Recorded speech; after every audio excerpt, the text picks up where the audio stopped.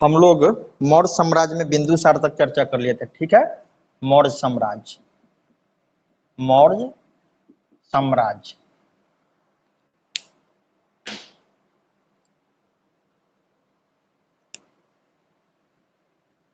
मौर्य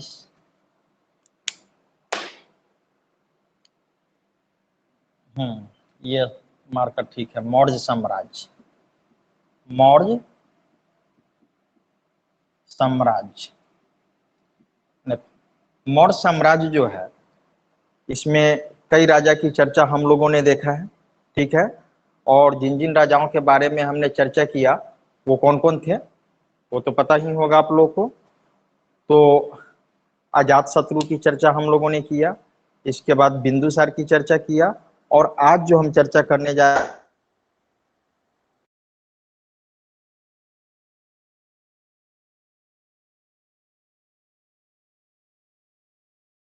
सम्राट अशोक, इसको अशोक महान भी कहा जाता है, ठीक है। अशोक महान भी कहा जाता है, समझ गए। लेकिन इनके बारे में जो आप सुनेंगे कि सम्राट अशोक जो है काफी क्रूर एवं अत्याचारी शासक था। देख लेते हैं कि आप लोग को दिखता होगा कि नहीं।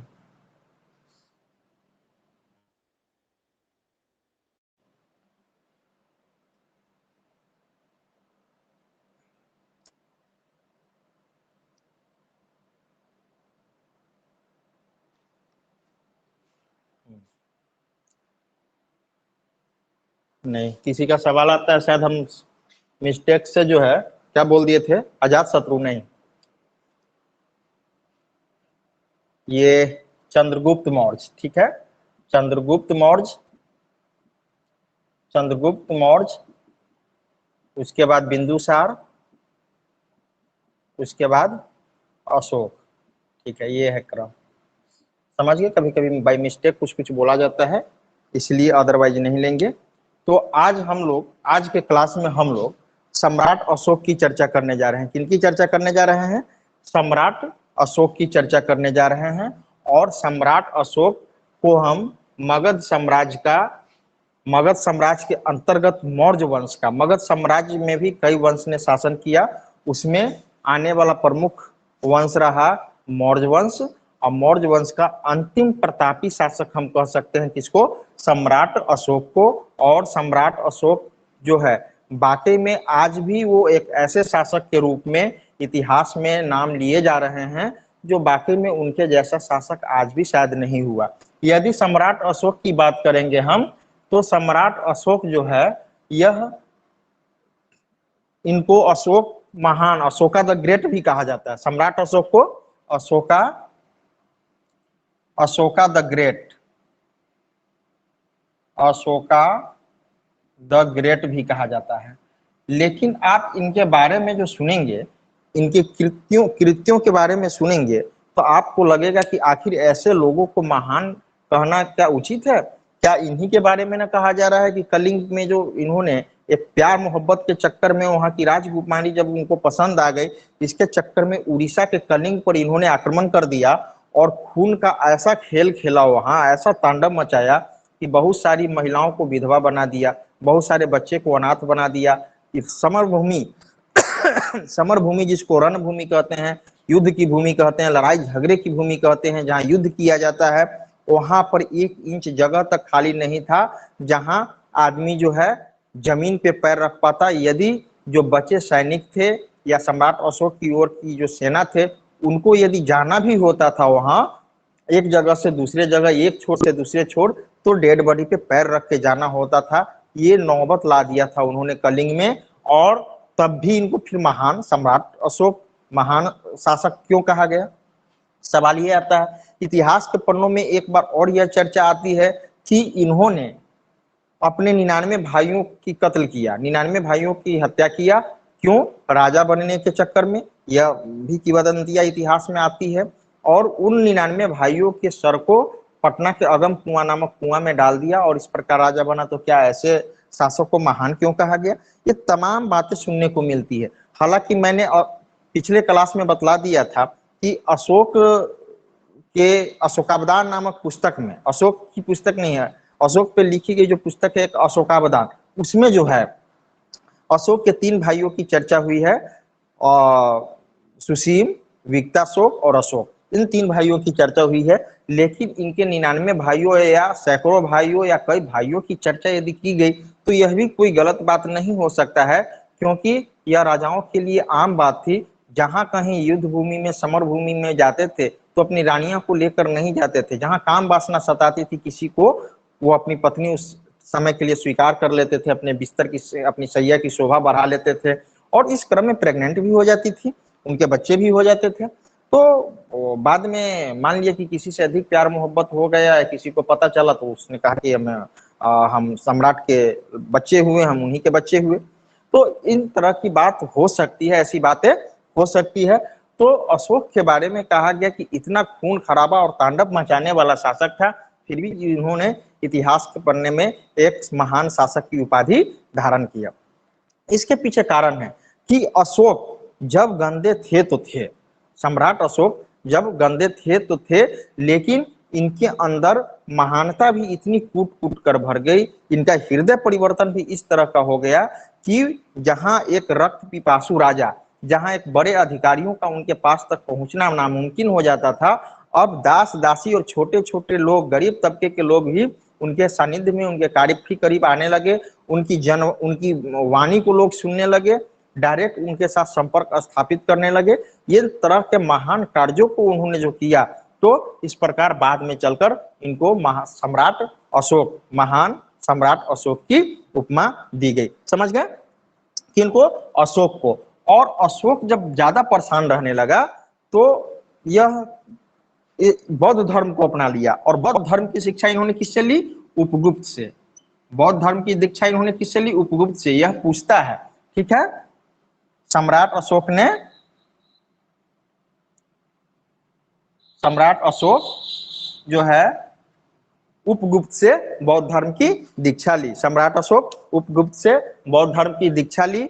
और एक सवाल यह आता है, यदि पूछा जाए कि सम्राट अशोक मगध की गद्दी पर कब बैठे? सम्राट अशोक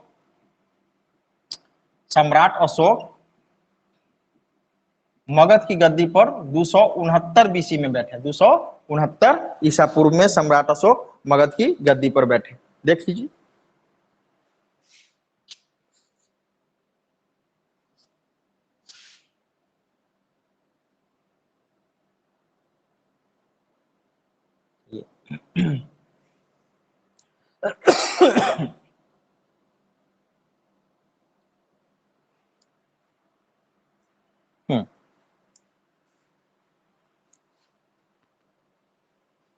आगे कुछ चर्चा कर देते हैं।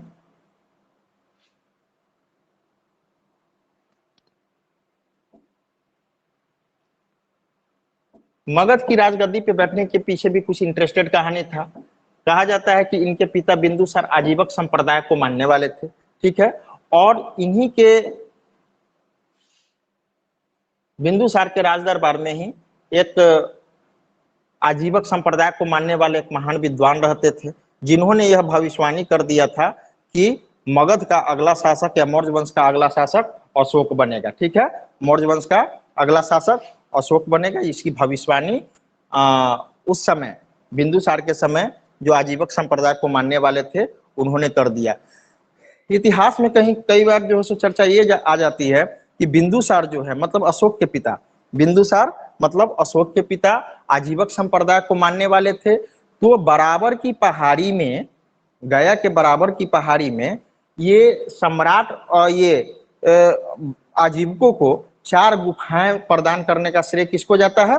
बिंदुसार को जाता है। लेकिन सवाल यह भी आता है, अशोक की चर्चा देखिए, बिंदुसार या अशोक दोनों में से किसी एक की चर्चा होगी, लेकिन ज्यादातर चर्चा अशोक की आती है कि आजीवकों को बराबर की पहाड़ी पर, आजीवकों को गया के बराबर की पहाड़ी पर, गया के बराबर की पहाड़ी पर 4 गुफा किसने दिया? 4 गुफा किसने दिया?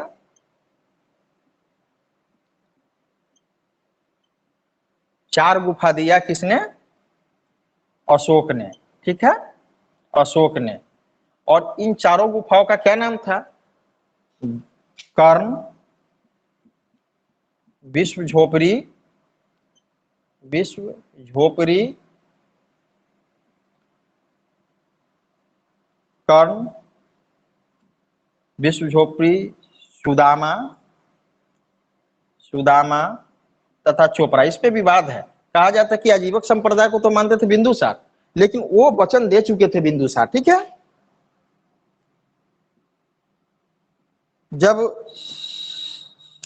आजीवक साधु अशोक के पास गए तो कहे कि महाराज, अब तो आपके पिता हमको मानते थे, हमारे लिए बहुत कुछ किए, अब आप हमारे लिए क्या कीजिएगा?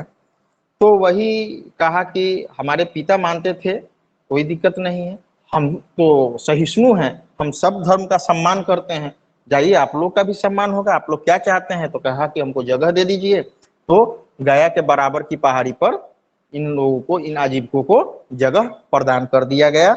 और इस प्रकार गया के बराबर की पहाड़ी पर आजीवक संप्रदाय के साधुओं को 4 गुफा दिया गया, जिसका नाम था कर्ण, विश्व झोपड़ी, सुदामा तथा चोपड़ा। कर्ण, विश्व झोपड़ी, सुदामा तथा चोपड़ा।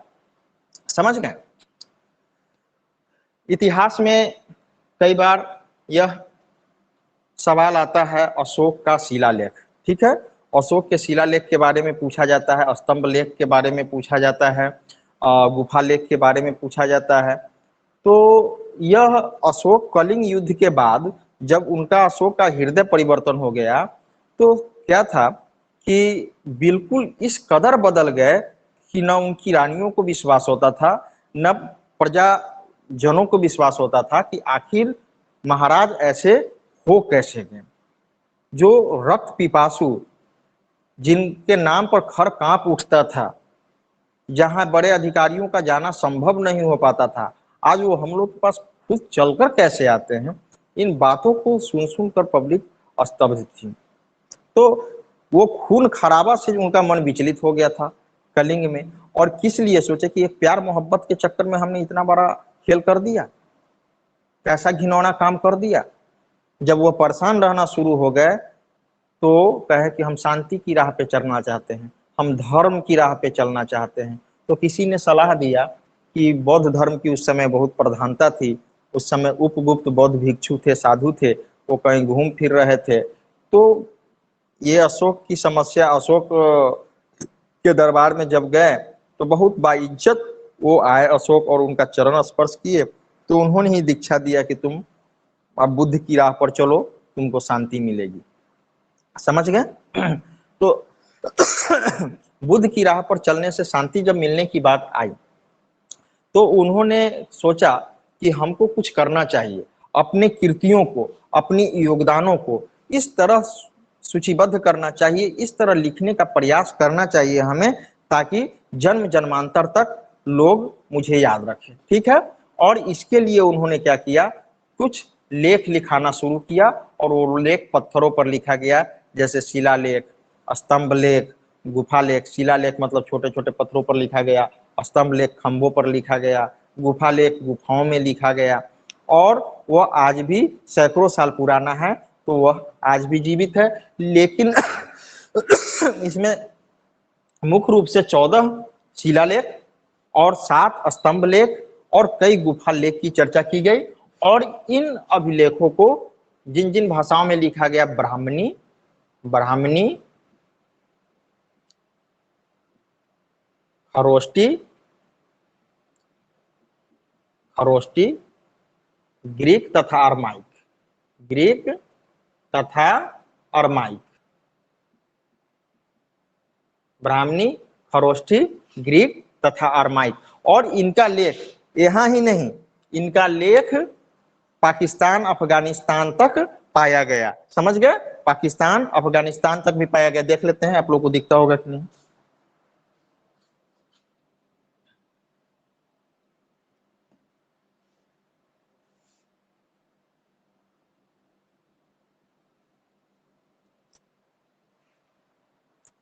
ठीक है, अब हम लोग इनके अभिलेख को याद करने के कुछ तरीके के विषय में हम चर्चा कर लेते हैं। और वह तरीका किस तरह का तरीका है और कैसे उनके अभिलेखों को हम याद कर सकते हैं, क्योंकि 14 अभिलेख है और इन 14 अभिलेख में क्या क्या प्रमुख बातें कही गई है परीक्षा में पूछ सकते हैं और परीक्षार्थियों को इसे ही याद रखना थोड़ा क्लिष्ट हो जाता है। तो इस याद रखने के तरीका को आप देख लीजिए एक बार, समझ गए। जैसे कि मान लेते हैं कि अशोक जब कलिंग से वापस आए अपने राज्य में, तो भोजन में इनको, क्योंकि ये मांस मदिरा के बिना रह नहीं सकते थे, सूरा सुंदरी के बिना रह नहीं सकते थे, इतनी बुरी आदतें थी इनकी। जब भोजन में मांस और मदिरा इनको परोसा गया तो वो खाना को फेंक दिए, क्या कि नहीं खाना है मुझे। सब परेशान, रानियां भी परेशान कि महाराज आखिर ऐसा हुआ क्या आपके साथ, क्या आप इसकी तबीयत तो आपकी ठीक नहीं है, तबीयत तो आपकी ठीक लग रही है, गड़बड़ तो नहीं, लेकिन टेंशन में तो आप लग रहे हैं। आप इस मांस मदिरा के बिना जब रह नहीं सकते हैं तो आप इसे फेंक क्या दिए, आप क्या खाएंगे। तो कहें कि नहीं, अपने स्वार्थ के लिए कभी भी किसी का खून नहीं करना चाहिए, किसी की हत्या नहीं करनी चाहिए। और यह उत्तम बातें जो उनके दिमाग में आई, इसको भी इन्होंने लिपिबद्ध करवाया, और वह जो लिपिबद्ध करवाया वह प्रथम शिलालेख में इसको लिपिबद्ध करवाया।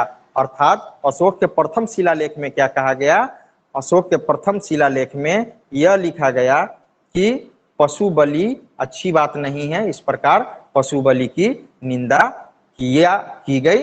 किनके द्वारा, अशोक के द्वारा, अशोक के प्रथम शिलालेख में। दिन रात दिन भर चिंतन मनन किया करते थे। उन्होंने यह भी सोचा कि आखिर अशोक ने कहा कि किसी का भी, जब मेरी भी तबीयत थोड़ी गड़बड़ा जाती है तो मुझे बहुत परेशानी होती है, जानवर के पास भी तो जान है, उसकी भी तबीयत गड़बड़ाती होगी तो उसको भी कष्ट होता होगा, मनुष्य की गड़बड़ाती है तो मनुष्य को भी कष्ट होता होगा। हमारे यहाँ तो राज वैद्य काम करते हैं और बाकी प्रजा के साथ क्या होता होगा किसको पता। तो उन्होंने क्या किया, यह दूसरे के दर्द को अपना दर्द समझा और सारे साम्राज्य में आदमी तथा जानवर के लिए अलग अलग अस्पताल की व्यवस्था उन्होंने किया, जिसका वर्णन उन्होंने दूसरे शिलालेख में किया। अर्थात अशोक के दूसरे शिलालेख में मनुष्य एवं जानवर के लिए अलग अलग अस्पताल की व्यवस्था की गई। चिंतन मनन के दरमियान ही उन्होंने कहा कि राज दरबार में ही केवल राज्याधिकारियों को बैठने से काम चलने वाला नहीं है। इसलिए उन्होंने आदेश पारित किया कि प्रत्येक राज्याधिकारी प्रत्येक 5 साल पर पूरे देश का भ्रमण करे और जनता की समस्या क्या क्या होती है उसका मुआयना करे, उसका निराकरण करे। इस प्रकार उन्होंने राज्याधिकारियों को आदेश दिया कि प्रत्येक 5 साल पर पूरे राज्य का दौरा करो और जनता की समस्या को सॉर्ट आउट करो। और इसका वर्णन उन्होंने अपने तीसरे शिलालेख में किया। चिंतन मनन के दरमियान उन्होंने देखा कि आखिर ये सब हुआ क्यों, आखिर इतनी परेशानी हमें क्यों हुई, इतना फ्रस्ट्रेशन से सामना क्यों करना पड़ता है, विश्व परेशान क्यों है। परेशान इसलिए है क्योंकि वो धर्म की राह पर और शांति की राह पर नहीं चलते हैं और स्वार्थवश, चाहे वो राज्य विस्तार की नीति हो अथवा क्षेत्र विस्तार की नीति हो या प्यार मोहब्बत वाली बात हो, सीधे मार काट पे उतर जाते हैं, खून खराबा पे उतर जाते हैं। तो इस प्रकार चौथे शिलालेख में उन्होंने भेरी घोष की जगह धम्म घोष की चर्चा की, भेरी घोष की जगह धम्म घोष की चर्चा की। भेरी घोष का क्या मतलब होता है, भेरी घोष का मतलब होता है लड़ाई झगड़ा, खून खराबा। ठीक है, अशोक ने चौथे शिलालेख में भेरी घोष की जगह भेरी घोष मतलब भीड़ भाड़, ठीक है, मुठभेड़, घोष मतलब लड़ाई झगड़ा का आह्वान, तो भेरी घोष की जगह धम्म घोष। धम्म का मतलब होता है धर्म की राह पर चलने का तरीका, धर्म की राह पर चलने का तरीका, ठीक है, धर्म की राह पर चलने का तरीका। तो भेरी घोष की जगह पर धम्म घोष की चर्चा अशोक ने अपने चौथे शिलालेख में किया। और 5वें शिलालेख में कहा कि यह सब केवल करने से नहीं होगा, इन सभी चीजों की मॉनिटरिंग होनी चाहिए, इसका प्रचार प्रसार होना चाहिए, लोग इसे समझे, धर्म आखिर क्या है, धम्म और धर्म यह क्या है इसको समझे। इसके लिए उन्होंने धम्म महामात्र की नियुक्ति की। 5वें शिलालेख में धम्म महामात्र मतलब धर्म से संबंधित अधिकारियों की नियुक्ति 5वें शिलालेख में की। और फिर उन्होंने सोचा कि इतनी व्यवस्था करने से ही क्या होगा, जब मनुष्य के ऊपर आत्म नियंत्रण नहीं होगा, तो अपने छठे शिलालेख में उन्होंने आत्म नियंत्रण की बात कही। छठे शिलालेख में आत्म नियंत्रण की बात कही। आत्म नियंत्रण करने का मतलब कि सब कुछ लाख व्यवस्था कर दीजिए लेकिन अपने आप ऊपर नियंत्रण नहीं हो। एग्जाम्पल के रूप में यदि हम पशु बलि करते हैं तो पशु बलि करने के पीछे कोई ना कोई स्वार्थ होता है, या तो मांस खाना होता है उसका, नहीं तो कोई अन्य उसका उपयोग हो सकता है, अपनी आत्मा की संतुष्टि के लिए हो सकता है कि देवता के पर चढ़ाने के नाम पर हम आत्म संतुष्ट हो जाएं, इस नाम पर भी तो हम बलि दे सकते हैं। तो अपने तो इस ये क्या है, ये मन का जो है मन की विचलता पर नियंत्रण नहीं करना। तो आत्म नियंत्रण जरूरी है। आप हमें या किसी को आत्म नियंत्रण नहीं हो तो किसी का रेप भी कर दिया जा सकता है। तो उस चीज को यदि किसी का बलात्कार करने से आप चूक जाते हैं, इसका क्या मतलब होता है कि आप अपने ऊपर नियंत्रण करते हैं और आपको यह आत्म नियंत्रण कोई बुरे कार्य से बचा लेता है। इसलिए इन तमाम चीजों के लिए जरूरी है। आत्म नियंत्रण बहुत बड़ी चीज है, इसकी आवश्यकता है। आत्म नियंत्रण कर लेंगे तो बहुत बड़ा से बड़ा विप्लव भी टाल सकते हैं, लड़ाई झगड़ा टाल सकते हैं। तो इस आत्म नियंत्रण की चर्चा सम्राट अशोक ने अपने छठे शिलालेख में किया, और उसके बाद सोचे कि हमें भी तीर्थ यात्राओं पे निकलना चाहिए, लोगों के पीछे अपनी मैसेज को, अपने संवाद को फैलाना चाहिए। तो इस प्रकार अशोक के छठे एवं सातवें एवं आठवें शिलालेख में तीर्थ यात्राओं का वर्णन है। अशोक के सातवें एवं आठवें शिलालेख, शिला मतलब पत्थर, ठीक है, शिला का मतलब पत्थर, और पत्थर पर लिखे गए लेख को शिलालेख कहते हैं। तो अशोक के सातवें एवं आठवें शिलालेख में तीर्थ यात्राओं का वर्णन मिलता है। फिर नौवें शिलालेख की बात करेंगे तो जब राजा थे, राजा को जब कोई बड़े बड़े क्षेत्र जीत के आते थे तो उनसे छोटे राजा होते थे बहुत बड़ा भेंट दिया करते थे, उपहार किया करते थे। यह प्रचलन था, यह राजाओं को बहुत अच्छा लगता था। लेकिन यह सारा भेंट क्या था, यह स्वार्थ पे आधारित था। सम्राट अशोक जब तक सम्राट थे तब तक यह सब संभव हो पाता था, सम्राट नहीं रहते तो उनसे कोई मिलने भी नहीं आता, ठीक है। तो उनको, राजा को, सम्राट अशोक को यह एहसास हुआ कि यह सच्ची भेंट हमारी नहीं थी, यह सब स्वार्थ और मिथ्या थी, स्वार्थ पर आधारित थी। इसलिए सच्ची भेंट एवं सच्चा शिष्टाचार वही है जब एक आम पब्लिक भी, एक अदना से अदना पुरुष व महिला भी अपने दुख को लेकर हमारे पास डायरेक्ट आए, हमसे मिले, वो प्रेम से दो सूखी रोटी भी दे दे, उसको हम खा ले, इससे अच्छा सच्ची भेंट और सच्ची श्रद्धा कुछ भी नहीं है। तो सच्ची श्रद्धा और सच्ची भेंट की व्याख्या उन्होंने, सम्राट अशोक ने अपने नौवें शिलालेख में की, ठीक है।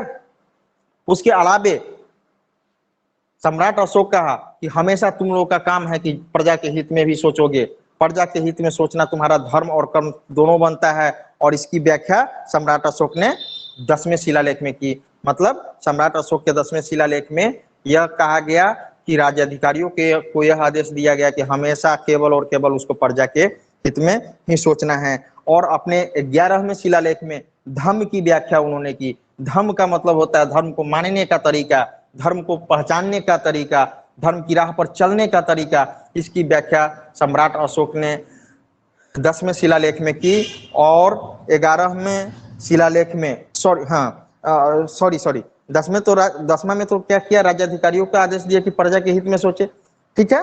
और 11वां में धर्म की व्याख्या की, धर्म पर चलने का तरीका, धर्म की राह पर चलने का तरीका। इसकी व्याख्या सम्राट अशोक ने अपने 11वें शिलालेख में की। और इन तमाम चर्चाओं को जब सम्राट अशोक ने किया तो उनको यह एहसास हुआ कि आखिर यह बात जन जन तक कैसे फैले। क्या हम पुरुषों के बीच केवल इन बातों को फैलाते रहेंगे तो काम चलेगा?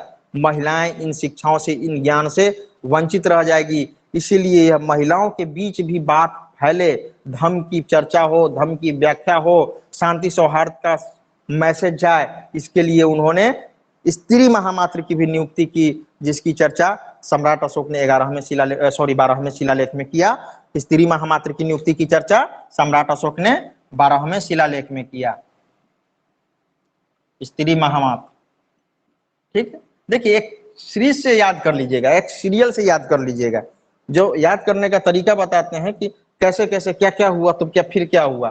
फिर 12वें शिलालेख में स्त्री महामात्र की नियुक्ति उन्होंने किया। जब लोगों के बीच यह चर्चा का विषय बन गया, यह कौतूहल का विषय बन गया कि आखिर सबको आश्चर्य हो रहा था कि सम्राट आखिर ऐसे हो कैसे गए, यह किसी को विश्वास ही नहीं हो रहा था। तो सोचा कि यह पब्लिक का कंफ्यूजन भी दूर हो जाना चाहिए, इसलिए उन्होंने अपने 13वें शिलालेख में क्या वर्णन कर दिया कि ये जितना मुझे करना पड़ रहा है, कलिंग युद्ध से मुझे यह शिक्षा मिली और कलिंग युद्ध के बाद मेरा हृदय परिवर्तन हो गया और मैं एक रक्त पिपासु राजा से मृदुभाषी राजा हो गया, जिसकी चर्चा उन्होंने 13वें शिलालेख में किया। मतलब कलिंग युद्ध के कारण हृदय परिवर्तन की चर्चा सम्राट अशोक ने अपने 13वें शिलालेख में किया और 14वें शिलालेख में उन्होंने सारे जनता से, सारे पब्लिक से अनुरोध किया कि धर्म की राह पर चलो, आप सब धर्म की राह पर चल के ही विश्व की रक्षा कर सकते हो, विश्व बंधुत्व की भावना कायम कर सकते हो, और इसकी चर्चा उन्होंने अपने 14वें शिलालेख में किया। इस प्रकार अशोक के 14 शिलालेख को याद करने का यह एक उत्तम तरीका है और इस प्रकार आप अशोक के 14 शिलालेख की चर्चा शिलालेख को आप याद रख सकते हैं। समझ गए? अब सवाल ये आता है कि थोड़ा सा जीएस का पॉइंट यहाँ यह भी बनेगा कि आखिर इन शिलालेखों को पढ़ने का सर्वप्रथम प्रयास किसने किया। ठीक है, तो अशोक के शिलालेखों की खोज देखिए, अशोक के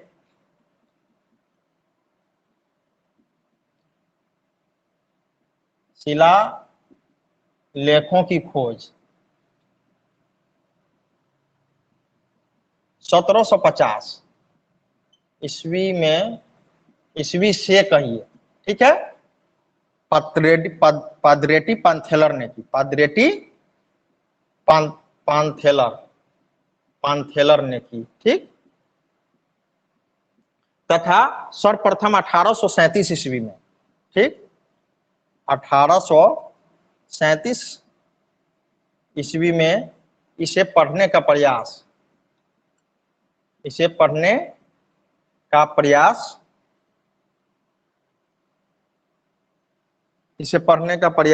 द्वारा किया गया? इसे पढ़ने का प्रयास जेम्स प्रिंसेस के द्वारा किया गया। जेम्स प्रिंसेप के द्वारा किया गया, यह भी यही है, ठीक है, द्वारा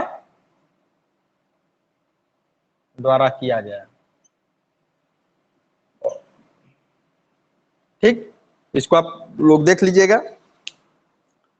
और एक इंपॉर्टेंट हम बतला देते हैं, कल के क्लास में कुछ स्तंभ लेख की चर्चा हम लोग कर लेंगे और स्तंभ लेख की चर्चा करने के बाद मौर्य साम्राज्य की राजनीतिक, प्रशासनिक एवं आर्थिक व्यवस्था की चर्चा कर लेंगे। इस प्रकार मौर्य साम्राज्य समाप्त हो जाएगा, गुप्त साम्राज्य की ओर हम लोग प्रवेश करेंगे। आज भर के लिए इतना ही, तब तक के लिए धन्यवाद।